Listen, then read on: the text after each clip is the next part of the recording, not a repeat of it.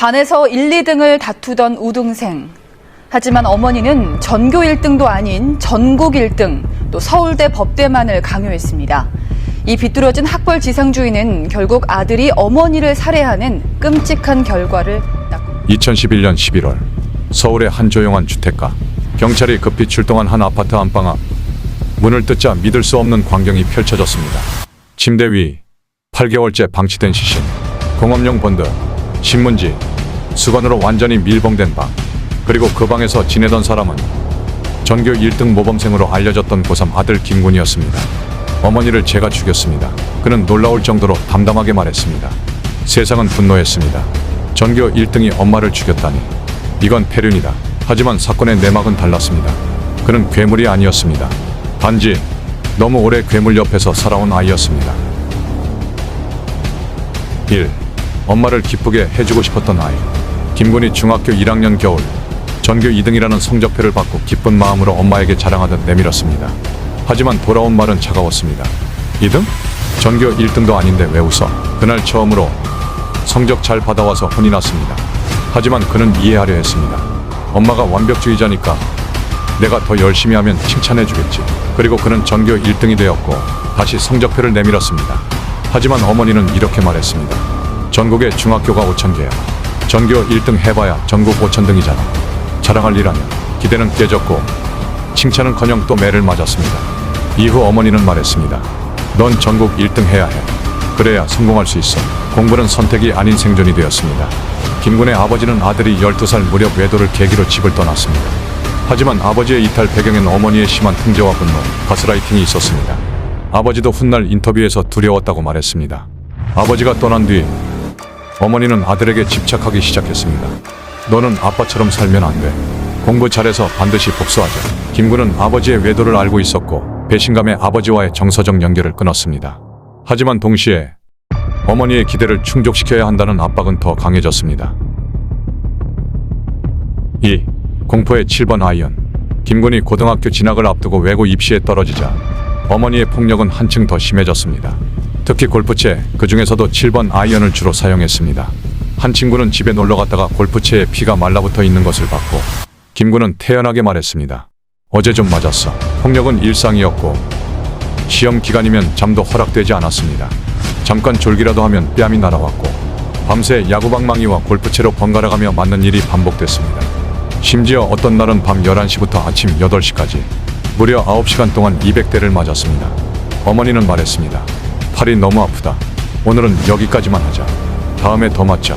그는 그 말을 잊지 못했습니다. 견디다 못한 김군은 결국 극단적 선택 자해를 시도했습니다. 가위로 손목을 그은 뒤 방에 틀어박혔지만 그 사실을 들켜 어머니에게 또다시 폭행당했습니다. 그는 점점 느꼈습니다. 죽을 수도 없고 살 수도 없는 집. 나에게 이 집은 감옥보다 지옥이다.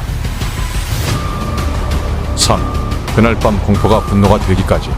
사건이 발생하기 전날 밤 김군은 잠을 자지 못한 채 10시간 넘게 엎드려 뻗치기를 하고 있었습니다. 어머니는 공부에 집중하지 못한다고 분노했고 그의 등을 야구방망이와 골프채로 수차례 내리쳤습니다. 김군의 몸은 이미 망가져 있었습니다. 엉덩이 살 일부는 괴사됐고 종아리는 색이 변했으며 한쪽 귀는 고막이 파열돼 난청과 이명이 생겼습니다. 그는 정신적으로도 한계에 다다랐습니다. 이틀 전에도 골프채로 9시간 동안 200대를 맞았었기 때문입니다. 그리고 그날 밤 김군은 주방으로 향해 조용히 칼을 꺼냈습니다. 소파에 누운 어머니에게 다가가 눈을 찔렀고 비명과 함께 격한 몸싸움이 벌어졌습니다. 피가 튀고 서로의 손이 엉켰고 두 사람은 결국 지쳐 바닥에 나란히 누운 채 천장을 바라보며 거친 숨을 내쉬고 있었습니다. 김군은 울먹이며 말했습니다. 엄마가 내일이면 나를 죽일 것 같아. 나 정말 무서워. 살고 싶어. 미안해, 엄마. 김군은 다시 칼을 들었고 어머니의 호흡은 멈췄습니다. 그는 주저앉아 울부짖었습니다. 그 울음은 단지 죄책감이 아니라 누구도 들어주지 않았던 오랜 절규였습니다. 4. 8개월의 해방. 김군은 시신을 침대에 눕히고 방을 밀봉했습니다. 공업용 본드와 신문지, 수건으로 틈을 막고 이후 학교에 다니며 일상을 유지했습니다. 친구들을 집에 초대해 라면을 끓여 먹고 게임도 하고 영화를 봤습니다. 그 누구도 시신의 존재를 알지 못했습니다. 그는 말했습니다. 그때 처음으로 누가 나를 때리지 않는 세상을 살았어요. 처음으로 사람처럼 숨을 쉬었어요. 발각. 2011년 11월 연락이 끊긴 김군을 걱정한 아버지가 갑작스레 집을 찾습니다. 아파트 안은 이상할 만큼 조용했고 안방문은 본드로 완전히 봉인되어 있었습니다. 문을 억지로 뜯자 곧 퍼져나온 건 형용할 수 없는 냄새였습니다. 그리고 침대 위엔 시신이 누워 있었습니다. 거실로 돌아온 아버지는 소파 옆 거실 바닥에 두 팔을 감싸고 웅크린 채 떨고 있는 김군을 발견합니다. 엄마, 제가 죽였어요. 그 말에 아버지는 그대로 무너져 내렸습니다. 6. 재판 아이를 위한 김군은 존속살해 혐의로 재판에 넘겨졌습니다. 하지만 법정에는 예상치 못한 풍경이 펼쳐졌습니다. 수십 통의 탄원서, 교사와 친구들의 증언, 학부모, 이웃, 고모까지 나서서 말했습니다. 그 아이는 너무 조용했고 항상 멍이 들어 있었어요. 언젠가 골프채에 피가 묻어 있는 걸 본 적이 있어요. 어머니가 학교에서 아이를 공개적으로 때리는 걸 본 사람이 한둘이 아닙니다. 당시 전문가는 말했습니다. 김군은 장기간 학대에 의해 저항 기능을 상실한 상태였습니다. 아버지도 훗날 동아일보와의 인터뷰에서 말했습니다. 아들이 7살 때 한여름에 긴 바지를 입고 있어서 걷어보니 온몸에 퍼렇게 멍이 들어 있었습니다. 아내가 나에 대한 징후를 아들에게 표출한 것 같았어요. 고모 역시 말했습니다. 조카가 엄마한테는 나밖에 없다고 생각했던 것 같아요. 근데 3일을 굶기고 3일을 재우지 않으니 엄마가 없어야 내가 산다고 생각한 거죠. 엄마가 이혼 소송 중이었고 그 불안감이 아들에게 집착으로 이어진 것 같아요. 교육열이 높다고만 생각했지 그렇게 아이를 망가뜨리는 줄은 몰랐어요. 법정에서 김군은 말했습니다. 죄는 압니다. 하지만 엄마가 제게 했던 걸 아무도 믿지 않을까봐 무서웠습니다. 재판부는 말했습니다. 이 사건은 단순한 살인이 아니다.